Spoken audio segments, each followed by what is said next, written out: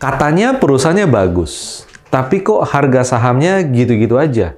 Disimpan sebulan, 6 bulan, setahun, nggak naik-naik. Padahal udah banyak nih di Porto. Di video kali ini kita akan bahas beberapa logika dasar kenapa saham perusahaan yang dianggap bagus itu harganya nggak kemana-mana. Bersama saya, Rio Rizaldi. Thank you untuk teman-teman yang sudah subscribe channel ini. Untuk yang belum, buruan subscribe karena kita selalu memberikan video-video edukasi yang bermanfaat setiap minggunya. Satu video, berjuta manfaat.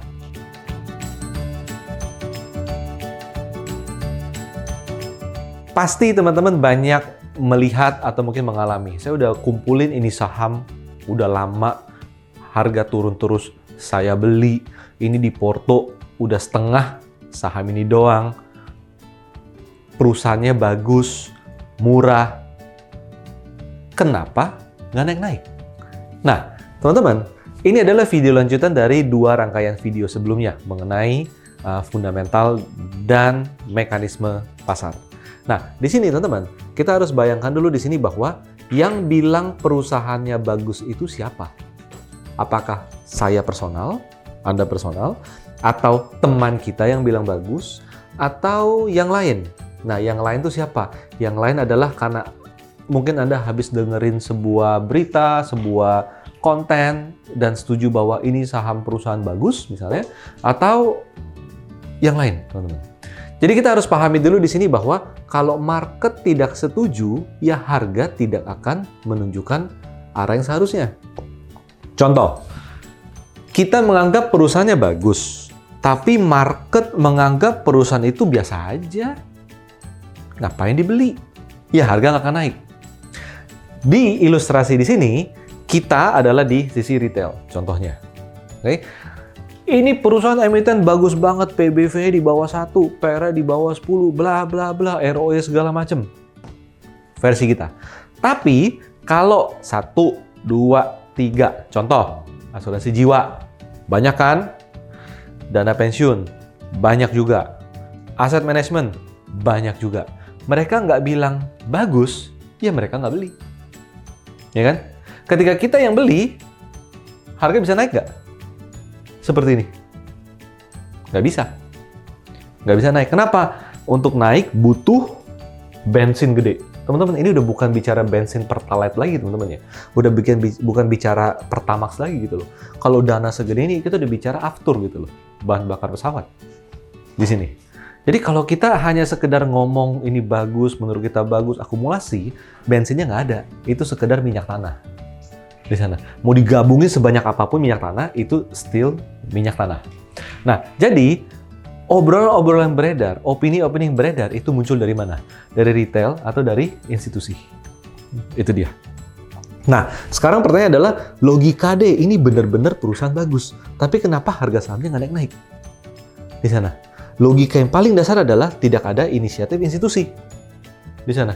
Tidak ada inisiatif institusi. Nanti di video-video selanjutnya ya, dari rangkaian ini, kita akan bahas mengenai faktor-faktor fundamental apa, story apa yang membuat misalnya institusi itu minat gitu ya. Nah, tapi pada dasarnya di dalam hal ini, di sini adalah kalau mereka nggak bergerak, ya yang bergerak cuman kita-kita, ujung-ujungnya harga udah naik, ya turun lagi. That's it, gitu loh. Belum tentu bisa naik lagi. Tapi udah naik, turun lagi.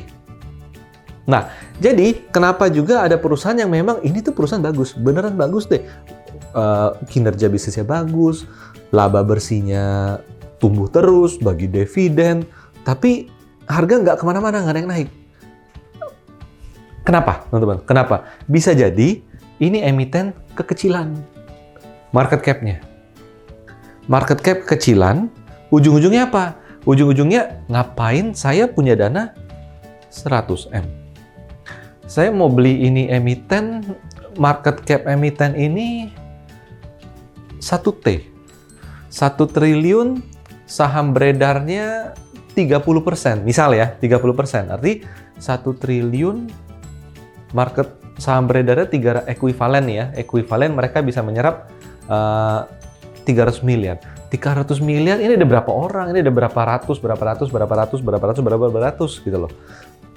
Kalau kita masuk di emiten ini kekecilan. Nah, ketika dibicara kekecilan, ya mereka nggak akan masuk. Biasanya mungkin kayak aset manajemen yang baru set up ya, yang dananya kecil, yang AUM-nya masih kecil, mungkin bisa jadi beli ini di sana. Tapi tetap konsepnya sini adalah ketika mass market itu punya inisiatif beli, harga baru bisa tumbuh seperti ini di sana. Nah, sekarang pertanyaan adalah kenapa market itu atau institusi ini tidak membeli emiten ini? Karena kekecilan. Bukannya dengan kekecilan pun tetap bisa kasih cuan. Balik lagi. Kalau dengan dana yang begitu kecil mereka beli satu emiten itu bisa naik 50% segala macam. Kalau nggak ada efeknya cuma sekedar nutup biaya in total portfolio ya, biaya custody misalnya, itu cuma nutup seperti itu, mereka akan lebih fokus cari emiten yang mungkin bisa naik 10%, tapi size-nya dia bisa masuk mungkin 500 miliar di sana, akan lebih impactful buat mereka. Ini sama kayak teman-teman coba bayangin kalau Anda beli rumah. Anda punya uang 5 miliar. Ketika 5 miliar ini budget untuk beli rumah, Anda akan pilih rumah itu yang 500 juta, atau Anda akan cari yang 5M. Ini logikanya seperti itu. Tentu akan cari yang mendekati 5M. Sama juga kayak teman-teman lagi mau makan nih ke kafe ini. Anda punya budget itu ke kafe itu 500.000. Ketika 500.000 Anda datang ke kafe, berdua misalnya, bertiga, ya gimana lah, berdua. Bertiga nanti jadi obat nyamuk tengahnya kan. Berdua. Nah, ketika kita masuk ke restoran tersebut, kita akan cari, kita budget 500.000 nih, kita akan cari menu-menu yang 30.000, atau yang mungkin 100.000. Tentu kan yang gede, yang 100.000 gitu kan. Itu logika itu juga yang sama terjadi dengan emiten, teman-teman. Jadi bisa jadi ada emiten, ada perusahaan yang bagus, tapi harganya nggak kemana-mana. Karena apa? Tidak ada inisiatif dari big fund. Tapi tetap bisa ada fund-fund yang mungkin lebih kecil atau retail yang melihat ini dan mereka melakukan pembelian. Harga bisa naik nggak? Bisa naik. Tapi kalau tidak ada inisiatif big fund, biasanya naiknya itu untuk sesaat, nanti nggak terlalu lama di level tertentu, dia akan kembali turun lagi.